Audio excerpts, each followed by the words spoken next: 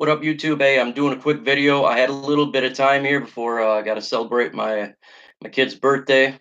She's not home from school yet, so I figured I'd just drop a video really quick. Got out of the gym a little earlier than I thought I would, and do a little bit of takeaway with the rumors and Bob Quinn's press conference that he had with the media a couple days ago.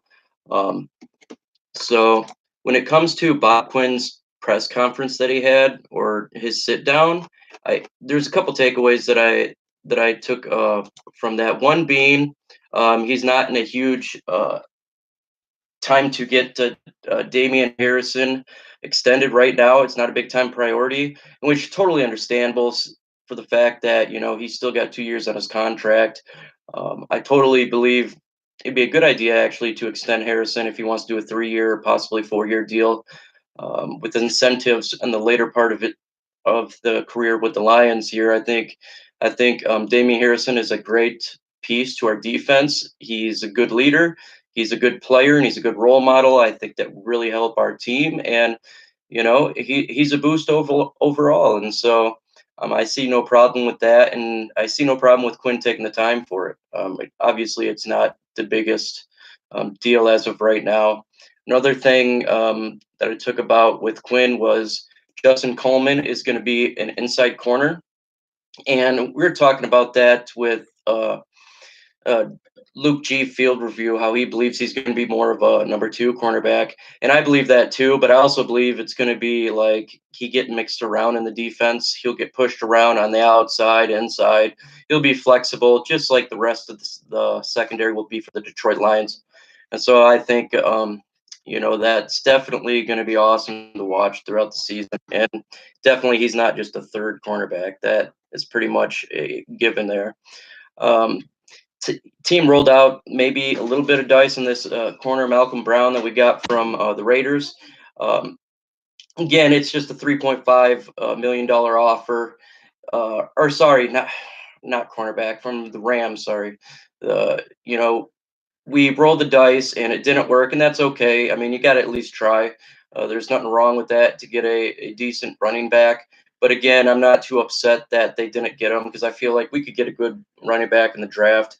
It also, what I was trying to say about the Raiders, the cornerback, um, again, it is kind of rolling dice on him as well for the fact that he's not he's not that great, and it's a 1-year deal. So he's either a camp body or plug in when you need help at corner, not necessarily a number 3 or not a specific number in that sense. And Quinn doesn't believe that free agents do not want to come to Detroit, and I can understand that for the fact he would say that because he's the general manager, and I'd look really bad on him. And I believe it. There's some people that don't obviously want to come to Detroit because it's not a warm weather state. It's not fancy like New York or Los Angeles, anything like that. So I'm sure there is some credibility to the fact that individuals don't want to come here. But I also believe there's credibility to the fact that there's people that do. Obviously, we've seen Trey Flowers and Coleman and others that want to come here with Jesse James.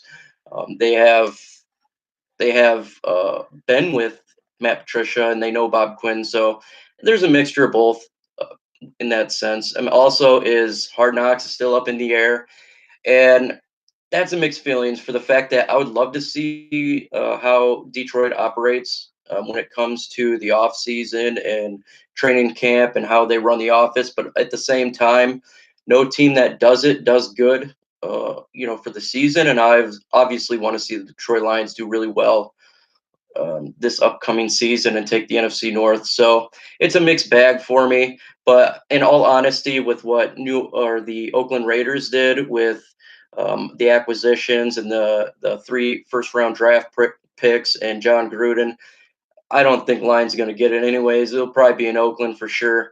I mean, they got an interesting offseason. They got an interesting look on their team. So to me, that would be the place to go if they want to decide to, watch a team for training camps. You might as well just go to Oakland Raiders for that. And I want to talk a little bit about this Detroit eyeing the trade with the Falcons, going from 8 to 14, and they're eyeing T.J. Hawkinson and or Noah Fant. At this point, if they did do the trade down from 8 to 14, it would not be for Hawkinson. I don't believe he'll be there. He's going to be a top 10 pick. And if for some reason he didn't, there's no way Green Bay is going to pass on him. And to me, that's just straight fact. He's that much of an impact player. I got the video coming here real soon. Oh, my kid just got home from school, so I'm going to cut this short really quick. Um, so again, yeah. So I got to cut this little quick here, but just this about that. I do believe we should trade down if we could pick up a second or third round pick. That would be fantastic. Man, I mean that's what we need. We need to get more good players. You never know, a player may fall down, and you could still get a good player with the 14th overall pick. Also, watch the Miami Dolphins at 13. Definitely, with Mike Vrabel is the head coach. We have ties to them with the Patriots. So watch trade down. I do believe this will be the year we finally trade down, and I do believe we will trade up from the second round and back into the first round of the draft. So if we do trade back, it'd probably be Fant, and if we trade up back in the first round, it'd probably be Hodge. So I'd be okay with that. Um, I'm sorry, I will not be doing a live broadcast today at 6 p.m. It's my kid's birthday again. Just want to tell you that really quick.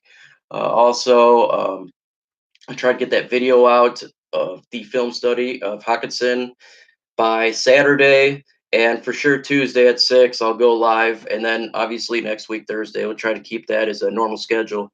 All right, folks. Well, thanks for taking time to listen to me, and have a good one.